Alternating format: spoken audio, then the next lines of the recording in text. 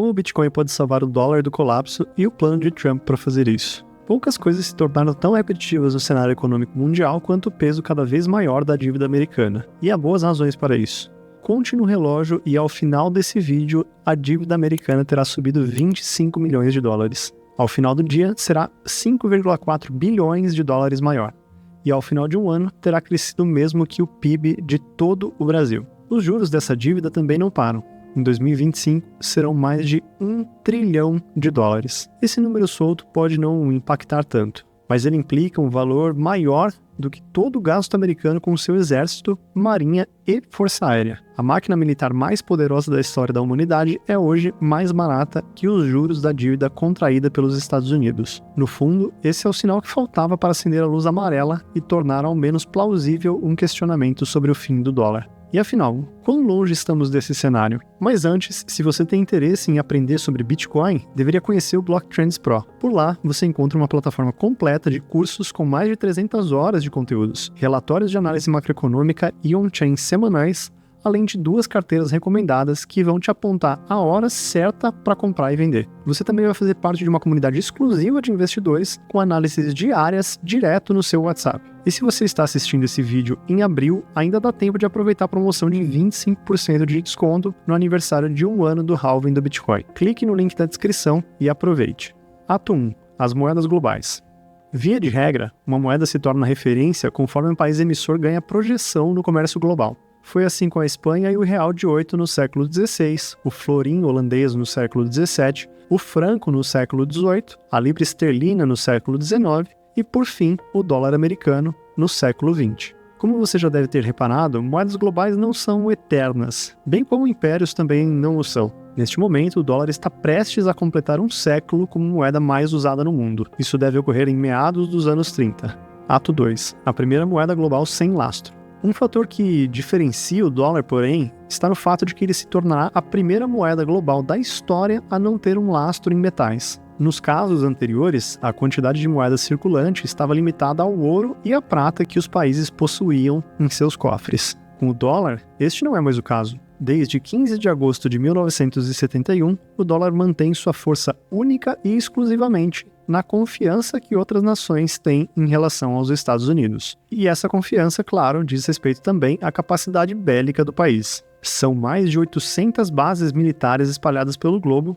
além de uma quantidade de porta-aviões que supera todos os demais países do mundo somados. Ao todo, os Estados Unidos pagam por 70% da segurança dos mares, o meio mais comum de se fazer comércio no mundo, mesmo que o país seja apenas 10% do comércio mundial. Ato 3. O risco de solvência. Uma dúvida que para no ar neste momento diz respeito à capacidade dos Estados Unidos de tornar o dólar aceito no mundo. Para isso, é preciso que o mundo continue confiando na capacidade do país de pagar por seus compromissos como empréstimos ou gastos militares. Com o aumento da dívida e um déficit crescente, os Estados Unidos terão cada vez mais dificuldade em honrar seus gastos, exceto por imprimir mais dinheiro. Ato 4. O colapso de Roma. Se você é um apaixonado por história como a gente, já deve conhecer a história sobre o imperador Diocleciano e o ato dos preços máximos. Sim, muito antes do Brasil com Sarney, Roma já havia tentado congelar os preços. Mas esse é apenas um dos casos que se pode aprender sobre a queda do maior império da antiguidade. Um ponto extremamente relevante no colapso de Roma está nas constantes tentativas de diluir o ouro contido em suas moedas. Nos 300 anos que antecederam o fim de Roma, o denário saiu dos teóricos 3,89 gramas de prata para menos de 0,06 gramas. Na prática, a moeda perdeu 98% de seu valor em 3 séculos. Já o dólar, nos últimos 100 anos, perdeu 88% do seu valor desde 1971. Ato 5. O Bitcoin.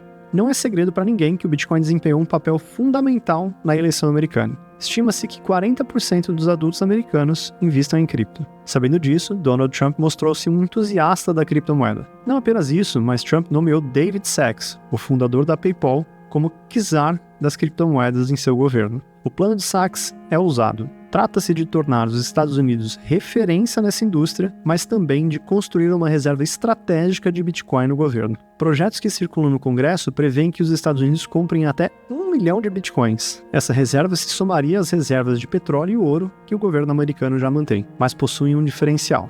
Ato 6. A Tether. A stablecoin de dólar continua crescendo em adoção. Estima-se que a Tether gere hoje 8 trilhões de dólares em transações, um número superior ao de aplicativos como Apple Pay e Google Pay e similar ao de gigantes de meios de pagamento como Visa e Mastercard. Na prática, a Tether consegue fazer com que a população de países como a Argentina possam ter acesso ao dólar, mesmo com governos tornando proibitivas as compras da moeda. A Tether, por sua vez, compra títulos da dívida americana para lastrear sua oferta. Neste momento, a empresa é a 7ª maior compradora de títulos do Tesouro Americano, superando países como França e Alemanha. A expansão do USDT, por sua vez, é crucial na adoção do Bitcoin por empresas e indivíduos.